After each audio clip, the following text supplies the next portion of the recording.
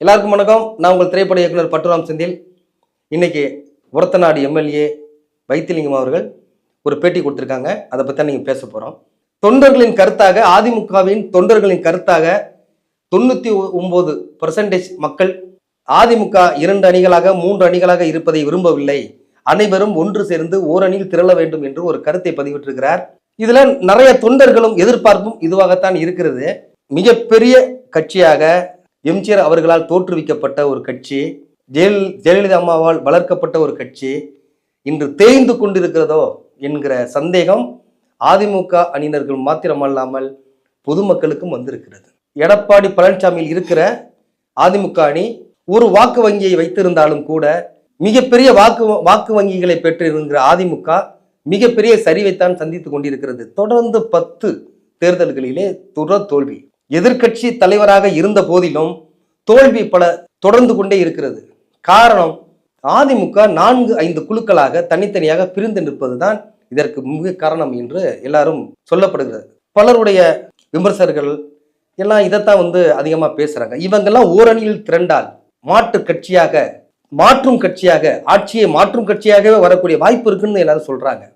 அதை கடந்த எலெக்ஷன்ல நம்ம பார்த்துக்கிட்டு தான் இருக்கோம். இந்த கட்சி சிறப்பாக இன்னும் 100 ஆண்டுகள் கழித்தும் இந்த கட்சி பெரும்பான்மையோடு பெரும் வெற்றியை பெற்றுக்கொண்டே இருக்க வேண்டும் என்று கனவு கண்டவர்கள், அதை சரியாக அதை எடுத்து செல்ல வேண்டும் என்று நினைத்த சின்னம்மா சசிகலா அவர்கள் அனைவரையும் ஒருங்கிணைத்து எடப்பாடி பழனிசாமியை முதல்வராக அமர்த்தி விட்டு ஜெயிலுக்கு சென்றார். திரும்ப வருகிற போது அவர் எந்த நிலையில் வந்தார், எல்லா அரசியலும் மக்களுக்கு தெரிகிறது, தெளிவாக தெரிகிறது. இது ஏன் பேசும் பொருளாக மாறுகிறது? பொதுமக்களுக்கு இது என்ன அவசியம் இருக்கிறது, தேவைப்படுகிறது? பெரும் கட்சியாக இன்று திமுக பெரும் கட்சியாக பெரும் கூட்டணியோடு பலத்தோடு இருக்கிறது. எதிர் திசையிலே பிஜேபி தன்னை முன்னிலைப்படுத்தி வந்து கொண்டிருக்கிறது. இந்த 2வது இடத்தை அதிமுக இழந்து விடுமோ என்கிற அச்சம் அதிமுக தொண்டர்களிடையே வந்து கொண்டிருப்பதை மறுப்பதற்கில்லை. இவர்கள் அனைவரும் ஒன்று சேர்ந்து திரண்டால் மாத்திரமே ஒரு பெரும் எழுச்சியை பெற முடியும் என்பதை உணர்ந்துதான் வைத்திலிங்கம் அவர்கள் இந்த பேட்டியை கொடுத்திருக்காங்க. அதிமுக தொண்டர்கள் தன் கட்சி வெற்றி பெற வேண்டும் என்கிற நோக்கிலே அனைவரும் இணைந்து விடுவார்கள் என்ற நம்பிக்கையோடு இன்றும் இருந்து கொண்டிருக்கிறார்கள், சிதறவில்லை. இதைத்தான் நம்ம இந்த இடத்துல பார்க்க வேண்டும். எம்ஜிஆரால் கட்டமைக்கப்பட்ட ஒரு கட்சி எவ்வளவு தோல்விகளை கண்ட போதும் சிதறாமல் கட்டுக்கோப்பாக ஒரு இடத்துக்குள் இருக்கிறது. ஆனால் அனைத்தும் ஒன்று சேர்ந்து ஓட்டு போட்டதா என்பது கேள்விக்குறி. ஆனால் அதிமுக என்ற கட்டமைப்பில் அவர்கள் சிதறாமல் இருக்கிறது தான் அது பெரும் பங்கு. அத்தனையும் எம்ஜிஆருக்கும் புரட்சி தலைவி அம்மாவுக்குமே சாரும். அந்த இடத்தை வெற்றிடமாக மாற்றி விட போகிறார்களோ, தனது அதிகாரத்திற்காக சுயநலத்திற்காக இடம் பறி போய் விடுமோ, அதிமுக அழிந்து போகுமோ என்கிற சிந்தனை அதிமுக கட்சியில் உள்ள சில தொண்டர்களுக்கே இருப்பதாகத்தான் மக்கள் மனநிலை இருக்கிறது. இதை மாற்ற வேண்டும்.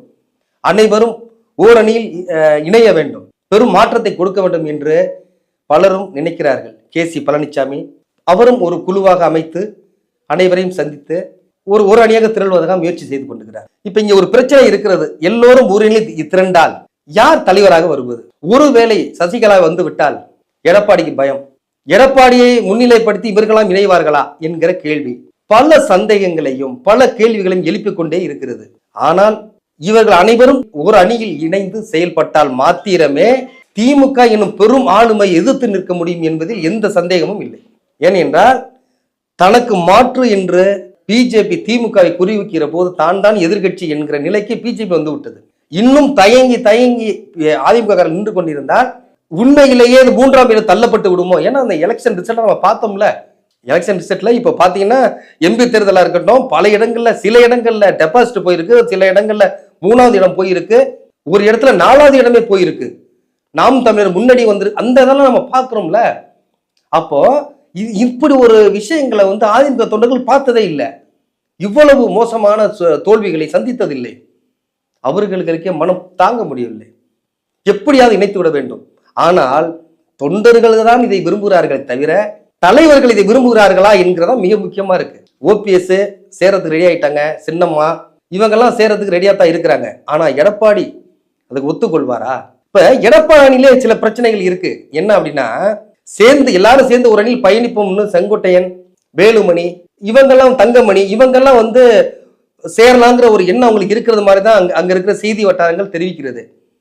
ஆனா சேரவே கூடாதுங்கிறது மாதிரி KP முனுசாமி, ஜெயக்குமார் போன்றவர்கள் நம்ம சேரவே கூடாது அப்படிங்கிற மனநிலை இருக்கிறாங்கன்னும், செல்லூர் ராஜு போல உள்ள சில மூத்த முன்னாள் அமைச்சர்கள் நடுநிலைமையோடு இருக்கிறாங்க அப்படிங்கிறதா செய்தி வட்டாரங்கள் நாங்க அப்பப்போ வருது. ஆனா அதிகாரப்பூர்வமா இல்லைன்னா கூட இது உலாகிற ஒரு செய்தியா தான் இருக்கு. இவங்கெல்லாம் இணைந்து ஓர் அணியில் நின்று களம் கண்டால் கண்டிப்பாக மாபெரும் வெற்றியை பெறலாம் என்பது அதிமுக தொண்டரோட கருத்தாகவும் மக்கள் கருத்தாகவும் இருக்கிறது. இது வெற்றியோ தோல்விங்கிறது அடுத்தது. இவர்கள் எல்லாம் ஓர் அணியில் இணைய வேண்டும் என்பது எல்லோருடைய ஆசையாகவும் இருக்கிறது. மீண்டும் சந்திப்போம். நன்றி, வணக்கம்.